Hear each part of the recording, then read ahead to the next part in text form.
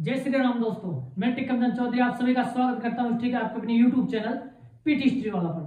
देखिए, अपन पढ़ रहे थे राजस्थान की जो एंशिएंट सिविलाइजेशन है उसके बारे में। अपन पढ़ रहे थे लोहयुगीन सभ्यताएं, उसमें अपने कुछ महत्वपूर्ण स्थलों के बारे में डिस्कस किया है। आज अपन एक और महत्वपूर्ण स्थल के बारे में चर्चा करेंगे, वो था जोधपुरा।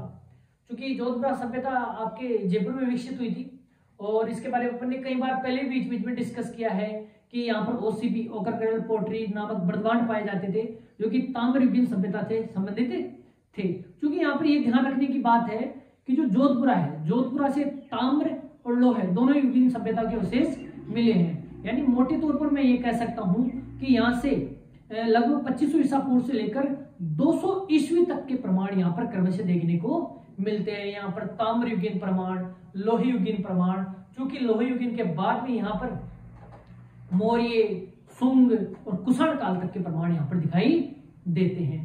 क्योंकि बात करते हैं जो कि जोधपुरा सभ्यता है वो राजस्थान के जयपुर जिले में साबी नदी के तट पर स्थित है और इस स्थल का उत्खनन करने का कार्य आपके बहुत प्रसिद्ध विद्वान रतन चंद्र अग्रवाल और विजय कुमार ने किया और यहाँ से संबंधित ताम्रयुगीन और लोहयुगीन सभ्यताओं से संबंधित प्रमाण लोगों के सामने प्रस्तुत किए। क्योंकि यहाँ पे बहुत ही महत्वपूर्ण प्रमाण मिले हैं, अब उनको बारे में अपन एक एक करके उसके बारे में डिस्कस करते हैं। क्योंकि बहुत महत्वपूर्ण स्थल है इसलिए आपको इसके बारे में जरूर पढ़ना होगा और यहाँ से बार बार क्वेश्चन पूछा गया है। क्योंकि ये एक ऐसा स्थल है जहां पर ताम्रयुगीन सभ्यता से संबंधित मृतभांडों का 1.5 मीटर मोटा जमाव मिला है। साथ ही यहाँ पर आवासों के चिन्ह भी मौजूद हुए हैं जिनमें फर्श और ईंटों से निर्मित दीवारें थी। और यहाँ पर सबसे महत्वपूर्ण और विशिष्ट बात थी कि यहाँ की छत निर्मित करने में टाइल्स का इस्तेमाल किया गया था। किसका इस्तेमाल किया गया था? टाइल्स का इस्तेमाल किया गया था। और यहाँ से एक विशिष्ट मृतभांड मिला है जिसे डिश ऑन स्टैंड भी कहते हैं। तो उनके बारे में एक एक करके अपन चर्चा करते हैं। ठीक है, कई बार कॉम्पिटिटिव एग्जाम में बहुत एग्जाम क्वेश्चन पूछे गए हैं यहाँ से। तो आज अपना टॉपिक होगा जोधपुरा। ये जोधपुर वो जोधपुर नहीं है, ये जोधपुरा स्थल है जयपुर का। ध्यान रखना, जोधपुर समझकर आप जोधपुर टिका दो। जोधपुरा सभ्यता, ठीक है, कहां पर है ये आपको जरूर ध्यान होना चाहिए। जयपुर में। कई बार ये सीधे सीधे क्वेश्चन पूछ लेता है जोधपुरा कहाँ है, जोधपुरा की सभ्यता कहाँ है, नोह की सभ्यता कहाँ है, नगरी की सभ्यता कहाँ है, नगर की सभ्यता कहाँ है। ठीक है, उन सभी के बारे में आपसे मिलान करवा सकता है सीधा सीधा। ठीक है, तो जोधपुरा सभ्यता कहां पर है? जयपुर में। किस नदी के किनारे है? तो आपसे यह भी पूछा जा सकता है, इधर एक साइड में सभ्यताएं देते, एक साइड में नदियां देते, भाई कौन कौन सी सभ्यता किस किस नदी के किनारे विकसित हुई है, तो ये भी आपको पता होना चाहिए। तो नदी कौन सी? ध्यान रखना, साबी नदी के किनारे। कौन सी नदी किनारे? साबी नदी। सबको पता है जयपुर में जो सेवर की पहाड़ियां हैं वहां से साबी नदी निकलती है, तो उसके किनारे ही ये सभ्यता विकसित हुई। इसकी खोज की बात करते हैं तो मैंने पहले बता दिया, खोज करता या उत्खनन करता। ठीक है, एक सेकेंड, खोज करता लिख दो या उत्खनन करता। उत्खनन करता कौन थे? तो आपका रत्न चंद्र अग्रवाल। ये आपको ये पता होगा, रे रत्न चंद्र अग्रवाल ने आपकी बहुत प्रसिद्ध ताम्रयुगीन स्थल गणेश्वर सभ्यता का उत्खनन किया था। और दूसरा कौन? विजय कुमार। ठीक है, और इन्होंने उत्खनन कब से कब किया? तो 1972 से लेकर 1975 तक यहाँ पर क्या किया? उत्खनन कार्य किया। ये बहुत कम पूछता है, यहाँ पर बहुत प्रसिद्ध स्थलों के बारे में जरूर ध्यान रखें कि भाई उत्खनन कब से कब तक किया गया। बहुत कम पूछता है और छोटे स्थलों के बारे में, लेकिन उत्खनन करने वाले विद्वानों का जरूर ध्यान होना चाहिए। तो दो व्यक्ति हैं यहाँ पर, रतन चंद्र अग्रवाल और विजय कुमार। ठीक है, अब देखिए यहाँ पर सबसे महत्वपूर्ण है अवशेष जो समय है वो क्या है। यहाँ का जो टाइम पीरियड रहा है जोधपुरा सभ्यता का वो कब से कब तक रहा है? तो 2500 ईसा पूर्व से लगभग 200 ईस्वी तक की क्रमशः मतलब रेगुलर, नियमित या क्रमिक तौर पर क्या मिले हैं? प्रमाण मिले हैं। क्रमशः प्रमाण मिले हैं। कहने का मतलब यहाँ पहले ताम्रयुगीन सभ्यता थी, ताम्रयुगीन के बाद में लोहयुगीन आई, लोहयुगीन सभ्यता की जो विभिन्न स्तर थे उनके बाद में यहाँ पर मौर्य काल, मौर्य काल के बाद में शुंग काल, शुंग काल के बाद में कुषाण काल के प्रमाण दिखाई देते हैं, यानी मौर्य और मौर्योत्तर काल या गुप्तोत्तर काल के प्रमाण दिखाई देते हैं। ठीक है, अब देखिए यहाँ पर जो उत्खनन किया गया उनमें सबसे महत्वपूर्ण क्या था। पहली बात तो ये ध्यान रखना, ये ताम्रयुगीन स्थल है, पहला प्रमाण यहां से ताम्रयुगीन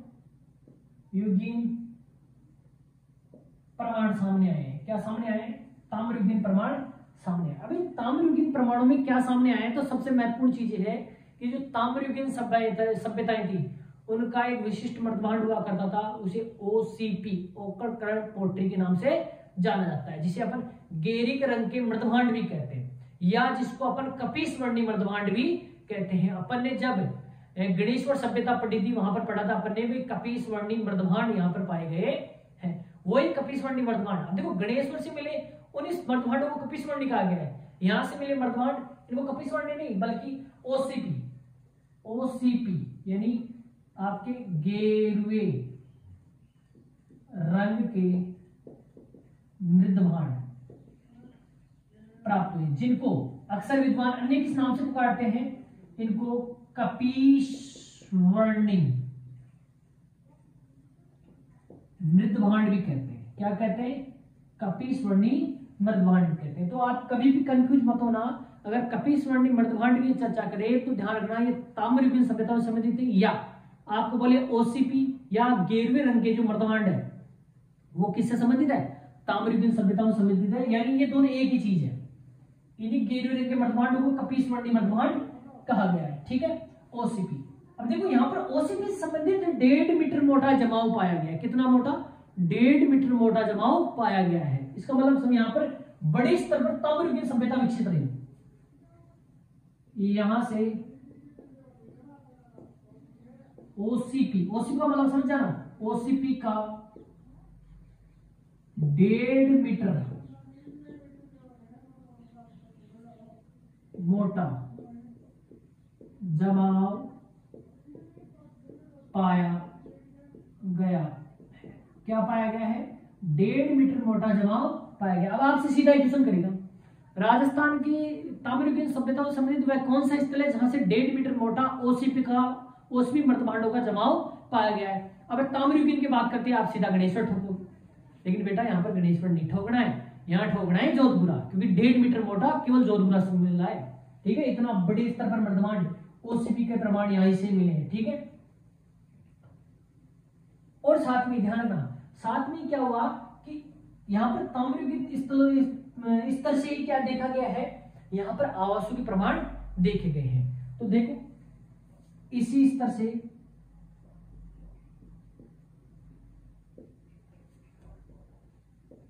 आवासों के चिन्ह के रूप में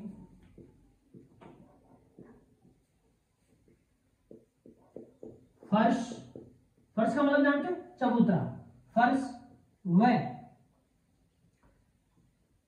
ईंटों से निर्मित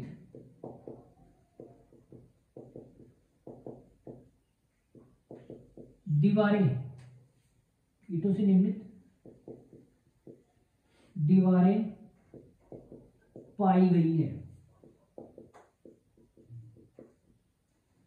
तथा यहां की छत निर्मित करने में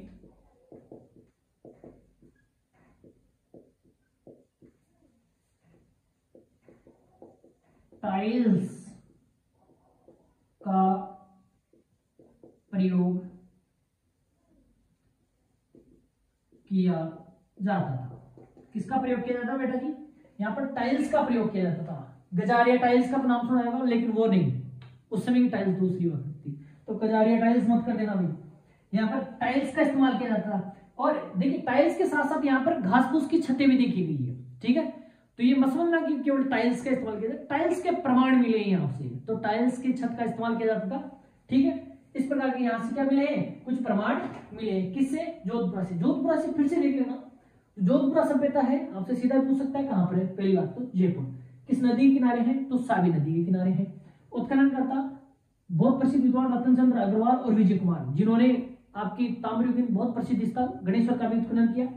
यहाँ पर जो प्रमाण मिले वो किस टाइम से संबंधित मिले हैं, तो 2500 ईसा पूर्व से लेकर 200 ईसा पूर्व तक के क्रम से प्रमाण मिले हैं, जिनमें मैंने पहले बता दिया यहाँ पर ताम्रयुगीन, लोहयुगीन, मौर्य काल, शुंग काल और कुषाण काल तक के प्रमाण देखे गए हैं। ताम्रयुगीन प्रमाणों में क्या देखा गया, सबसे महत्वपूर्ण यहाँ से ओसीपी, ओक्कड़ कलर्ड पोट्री, यानी गेरी रंग के मृदभांड, जिसे कपिस्वर्ण मृदभांड भी कहते हैं, के प्रमाण मिले हैं। और ये प्रमाण कितने हैं, 1.5 मीटर मोटा जमाव, इन मृदभांडों का 1.5 मीटर का मोटा जमाव यहाँ पर देखा गया है। ठीक है, इसलिए बहुत विशिष्ट बात है कि इतने मोटे स्तर पर मृदभांडों का जमाव पहली बार यहाँ पर देखा गया। और इसी स्तर से आवासों के चिन्ह के रूप में क्या दिखाई देता है, यहाँ पर आवासों के चिन्ह के रूप में क्या दिखाई दिया है, यहाँ पर दिखाई दिया फर्श और ईंटों से निर्मित दीवारें, जिससे पता चलता है कि यहाँ पर लोग पक्के मकान बनाकर रहते थे और ईंटों से निर्मित मकान हुआ करते थे। और साथ में क्या देखा गया कि इन मकानों की जो छत हुआ करती थी वो किससे निर्मित थी, टाइल्स से निर्मित थी। कई कई जगह घास फूस के भी प्रमाण यहीं से भी मिले हैं। ठीक है, तो ये विशिष्ट चीज है, ये जरूर ध्यान रखना। ठीक है, एक बार आप स्क्रीनशॉट लो ताकि अपन आगे चलिए। यस, देखिए ये तो थे यहाँ से ताम्रयुगीन प्रमाण। अब बात करते हैं यहाँ से लोहयुगीन प्रमाण। ये जरूर आपको पता होना चाहिए, यहाँ से ओसीपी के प्रमाण मिले, 1.5 मीटर मोटा जमाव पाया गया है। ठीक है, और यहाँ का उत्खनन रतनचंद्र अग्रवाल और विजय कुमार ने किया। ये स्थल सावी नदी के तट पर स्थित है। अब देखिए यहाँ से जो जोधपुर से लोहयुगीन सभ्यता प्रमाण मिले उनके बारे में बात करते हैं। कौन से प्रमाण, लोहयुगीन प्रमाण।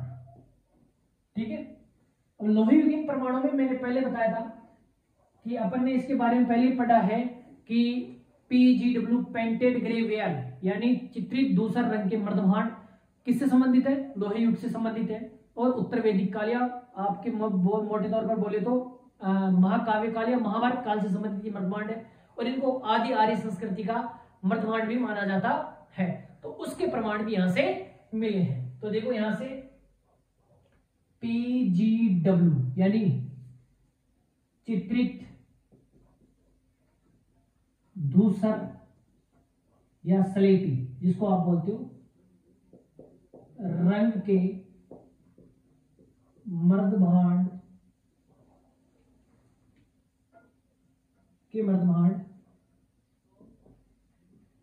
प्राप्त हुए हैं, जो आर्य संस्कृति के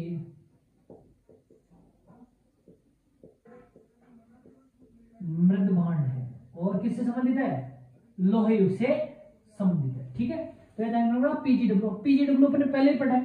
ठीक है, पीजीडब्ल्यू के बारे में अपन ने जैसे नोहे पढ़ा था, वहां से भी इसके बारे में चर्चा की। इसके अलावा पीजीडब्ल्यू की और भी चर्चा की, अपने बैराट में पीजीडब्ल्यू की चर्चा की। ठीक है, तो ये चीज जरूर ध्यान रखना कि यहाँ से पीजीडब्ल्यू में चित्रित दूसरे रंग के स्लेट रंग के मृदभांड मिले हैं, जो आदि आर्य संस्कृति क्या है, मृदभांड है। ठीक है, और ये किस काल से संबंधित है, ये भी आपको पता होगा कि ये महाभारत काल या अपन कह सकते हैं उत्तर वैदिक काल किससे संबंधित है, यानी मैं कह सकता हूं ये मर्दभांड महाभारत काल या उत्तर वैदिक काल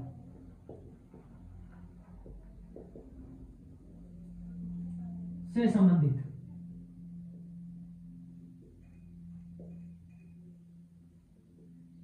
ठीक है, ये अपन ने कई बार पढ़ा है, तो अब तक तो आपको याद हो जाना चाहिए कि पीजीडब्ल्यू किससे संबंधित है, ओसीपी किससे संबंधित है, बीआरडब्ल्यू किससे संबंधित है। ठीक है, एनबीबीडब्ल्यू किससे संबंधित है। ठीक है, तो इस प्रकार ये महाभारत काल या उत्तर वैदिक काल से संबंधित मर्दभांड है। और यहां से अपने पिछला जो स्थल पढ़ा था आपका जो सुनारी, उसमें अपन ने पढ़ा था कि सुनारी से धमन भट्टियां और धोगनी की भट्टियां मिली है, जो लोहा गलाने और लोहा औजार बनाने के संबंधित थी। यहां से भी धमन भट्टियां मिली हैं। तो ध्यान रखना, जोधपुरा से यहां से लोहा निर्मित करने की धमन भट्टियों के प्रमाण मिले हैं। किसके, धमन भट्टियों के प्रमाण मिले हैं। ठीक है, और यहां से ध्यान रखना, यहां से एक सबसे विशिष्ट मर्दमान डिसऑनेस्टेंड भी प्राप्त हुआ है। यहां से नोट लगा के लिखना भाई, इसको नोट लगा के, यहां से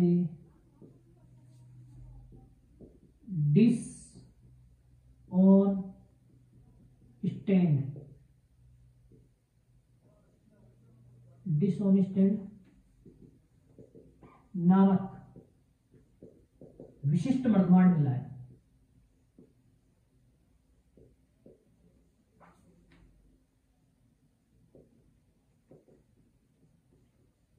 राजस्थान में केवल इसी स्थल से ऐसा मर्दमान प्राप्त पाया गया डिसऑनेस्टेंड प्रकार का। ठीक है, मर्दमान पाया गया। ठीक है, इसके अलावा इस लोहे बेस के जो आगे के जो स्तर थे उनमें कौन कौन से प्रमाण मिले हैं?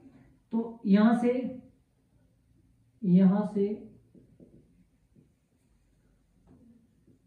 मौर्य काल, शुंग काल जो कि ब्राह्मण वंश से संबंधित था, और कुषाण काल के भी प्रमाण मिलते हैं। ठीक है, मौर्य काल, शुंग काल और कुषाण काल के भी प्रमाण मिलते हैं। ठीक है, तो जोधपुर से ताम्रयुगीन सभ्यता संबंधित भी प्रमाण मिले। तो ताम्रयुगीन सभ्यता संबंधित प्रमाण क्या थे? तो आपके औषधि मर्दमान थे। ठीक है, यहां से लोहीयुगीन सभ्यता प्रमाण क्या थे? तो पीचिडब्ल्यू चित्रित दूसर रंग के स्लेटी रंग के मर्दमान थे। ठीक है, जो आर्य संस्कृति मर्दमान है और महाभारतीय उत्तर वैदिक काल से संबंधित मर्दमान है। ठीक है, यहाँ से लोहे निर्मित करने की दमन भट्टियां प्रमाण मिले हैं, जो अपन ने पहले सुनारी में पढ़ी थी कि सुनारी से दमन भट्टियां और धोगनी भट्टियां दोनों मिली है। यहाँ से धमन भट्टियों के प्रमाण मिले हैं जिससे लोहा बनाया जाता था। ठीक है, यहाँ से डिसऑनेस्टेंड, ये सबसे महत्वपूर्ण है, ये कई बार क्वेश्चन पूछा गया है। डिसऑनेस्टेंड नामक एक विशिष्ट मर्दमान कहां से पाया गया है? तो कहां से पाया गया है? जोधपुर से पाया गया। तो डिसऑनेस्टेंड नामक विशिष्ट मर्दमान भी यहाँ से मिला है। इस स्तर से आगे क्या देखने को मिला है? यहाँ से मौर्य काल, शुंग काल और कुषाण काल के प्रमाण मिले हैं। ठीक है, एक बार स्क्रीनशॉट लो ताकि आगे चले। ये तो थे आपके जोधपुर से संबंधित प्रमाण। अब अपन बात करेंगे एक नई सभ्यता के बारे में। ठीक है, ये महत्वपूर्ण स्थल जोधपुर आपका, जो दो महत्वपूर्ण चीजों के बारे में अपन ने डिस्कस किया, ताम्र और लोहे के बारे में। ठीक है, और यहां से एक विशिष्ट मर्दमान डिसऑनेस्टेंड मिला है। ठीक है, अब बात करते हैं अपन किसकी? नगर सभ्यता की। ठीक है,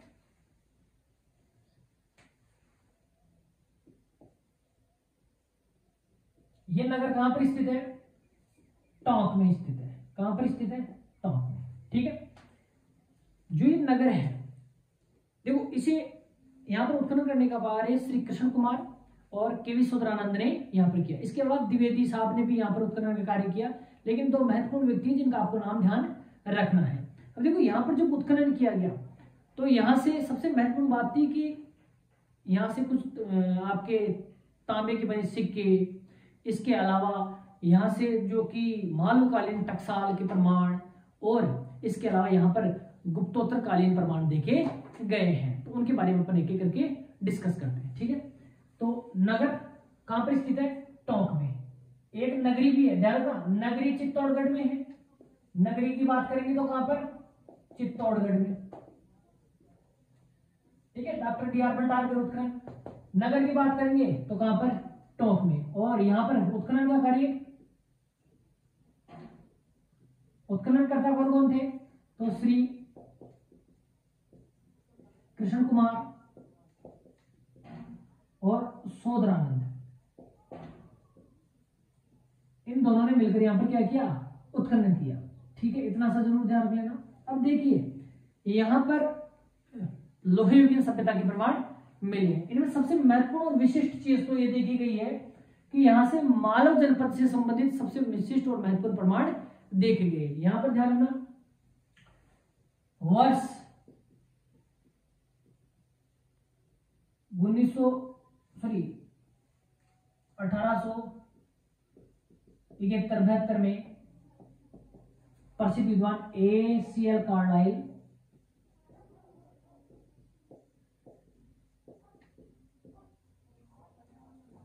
ने मालव जनपद के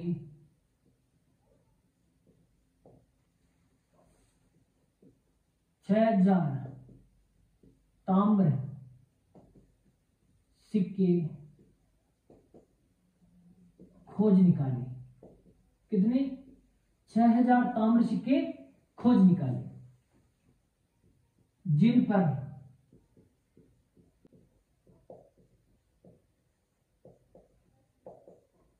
लिपि में मालवा नाम जय व 40 मालव सरदारों के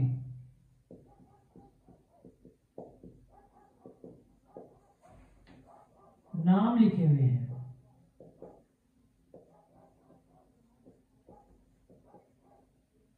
इन पर ब्राह्मी लिपि में क्या हुआ है?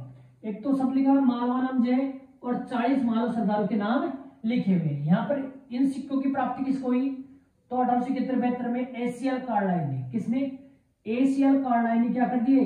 यहां से मालव जनपद के सिक्के खोज निकाले। ठीक बात है। अब मालव जनपद के सिक्के खोज निकाले तो देखिए ये जो सिक्के थे ये संसार में अब तक खोजे गए सबसे हल्के सिक्के थे। क्या थे? सबसे कम वेट वाले सिक्के थे। तो ये सबसे महत्वपूर्ण चीज ध्यान रखना, ये सिक्के संसार में अब तक, संसार वाले इस विश्व में जितने भी सभ्यताएं थी, खोजबीन हुई, जितने भी सिक्के मिले उन सब में संसार में अब तक खोजे गए सिक्कों में सबसे कम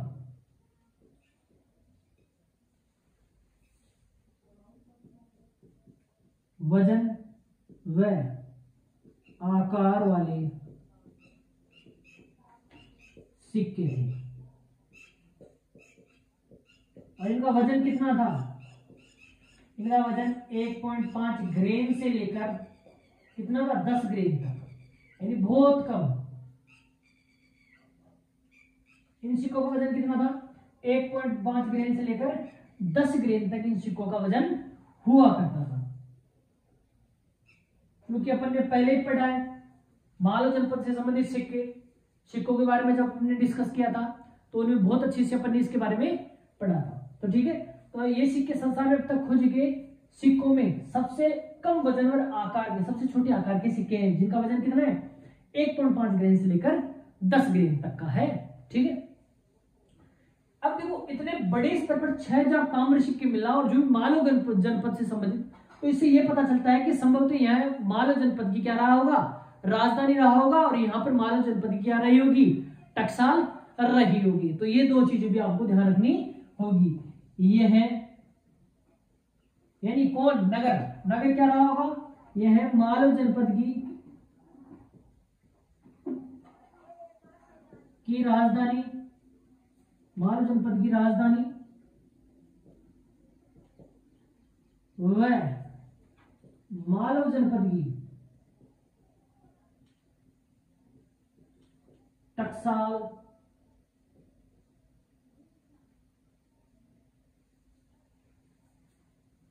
यहां मालव जनपद की राजधानी मालव जनपद की टकसाल हुआ करती थी। तभी तो इतने स्तर पर, इतने बड़े पैमाने पर यहां पर इनके सिक्के पाए गए। साथ ही इनके सिक्कों पर 40 मालव सरदारों के नाम और मालवाना जय लिखा हुआ है, जो भी किस भाषा में? ब्राह्मी लिपि में लिखा गया है। ठीक है, तो ये मालव जनपद की नगर टॉप क्या था? मालव जनपद की राजधानी था, और मालव जनपद की यहाँ पर क्या थी? टकसाली हुआ करती थी। ठीक है, इसी कारण ध्यान रखना, इसी कारण नगर को क्या कहा गया है? मालव नगर भी कहा गया है। मालव नगर भी कहा गया है। क्या कहा जाता है? इसे मालव नगर भी कहा जाता है। इसे करकोट नगर भी कहा जाता है। क्या कहा जाता है? प्राचीन काल में इसको किस नाम से जाना जाता था? करकोट नगर के नाम से जाना जाता था। और यहां स्थित सभ्यता को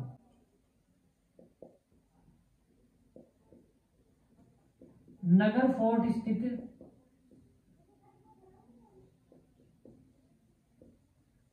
खेड़ा सभ्यता के नाम से भी जानी जाती है।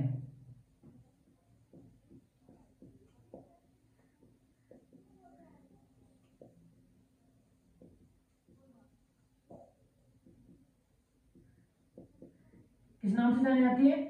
नगर फोर्ट स्थित खेड़ा सभ्यता के नाम से भी जानी जाती है। ठीक है, तो जो नगर की सभ्यता थी इसको प्राचीन काल में मालव नगर या करकोट नगर भी कहा जाता था। मालव नगर तो कहने का कारण क्या था कि यहाँ से मालव जनपद की क्या रही होगी, राजधानी रही होगी, और मालव जनपद की यहाँ पर टकसाल मौजूद रहेगी, इस कारण इसको मालव नगर कहा गया है। ठीक है, प्राचीन काल में इसको क्या कहा गया था? करकोट नगर भी कहा गया था। और यहाँ पे स्थित जो नगर फोर्ट में स्थित जो सभ्यता थी, यानी इस नगर क्षेत्र में स्थित जो सभ्यता थी उसको विद्वान खेड़ा सभ्यता के नाम से भी पुकारते हैं। इस प्रकार ये यहाँ से मिले, देखिए यहाँ से जो ताम्र, ये इससे संबंधित जो ये मिले हैं इनके बारे में पहले बता दिया है कि जो मालव गणराज्य हुआ करता था तो अपनी गण से संबंधित जो मुद्राएं जारी की गई वो किससे संबंधित थी? ये ताम्र धातु से संबंधित थी। ठीक है, हाँ ये लिखा हुआ ना ताम्र, तो ध्यान रखना ये सिक्के किससे संबंधित है? ताम्र धातु से संबंधित है। ठीक है, एक बार स्क्रीनशॉट होता गया आगे चलिए। यस, ये तो था यहाँ से क्या नगर टॉक से मिले कुछ मालव जनपद से संबंधित सिक्कों के प्रमाण और उससे संबंधित कुछ विशिष्ट प्रमाण। ठीक है, ये जरूर ध्यान रखिए कि यहाँ की जो सिक्के मिले हैं तांबे के वो संसार के अब तक के सबसे छोटे आकार के और सबसे कम वजन वाले सिक्के थे। और यहाँ पर इतनी बड़ी संख्या में 6000 मालव जनपद के सिक्के मिलने के कारण इसे मालव जनपद की राजधानी व टकसाल भी माना जाता था। ठीक है, इसे करकोट नगर, मालव नगर और नगर फोर्ट स्थित खेड़ा सभ्यता भी कहा जाता है। ठीक है, यहाँ पर उत्खनन श्री कृष्ण देव और सोदरानंद जी ने यहाँ पर क्या किया? उत्खनन किया, और भी विद्वान जुड़े हुए थे। ठीक है, इन दो का विशिष्ट का आप जरूर ध्यान रखिए। अब यहाँ से और क्या मिला है? देखिए नगर फोर्ट से और मिला है गुप्तोत्तरकालीन शुंगकालीन सलेटी पत्थर से निर्मित महिषासुर मर्दनी, यानी सिंह पर आरूढ़ महिषासुर मर्दनी की मूर्ति मिली है। ठीक है, यहां से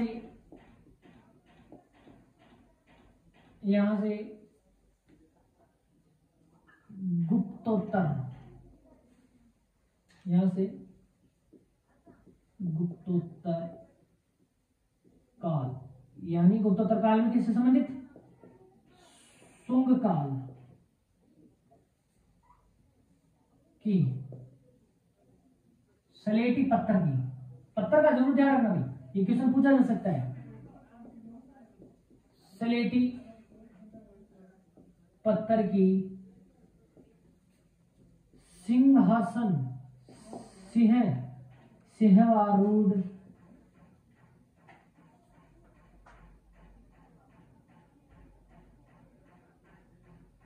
दुर्गा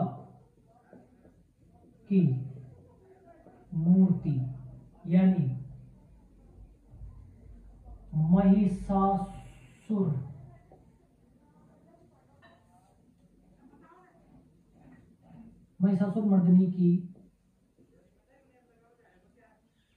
मर्दिनी का प्राचीन अंकन वाली मूर्ति मिली है।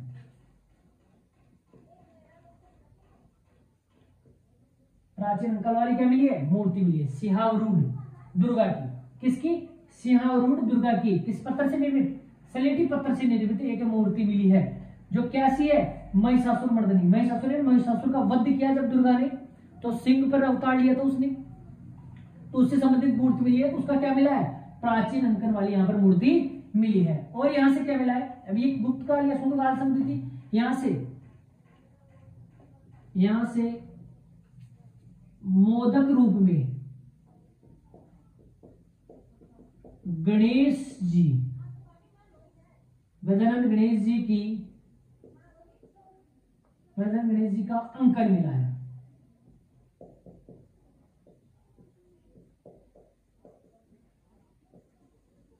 और क्या मिला है? मोदक रूप में गणेश जी का अंकन। ठीक है, और यहां से और क्या मिला है? यहां से 3 फणधारी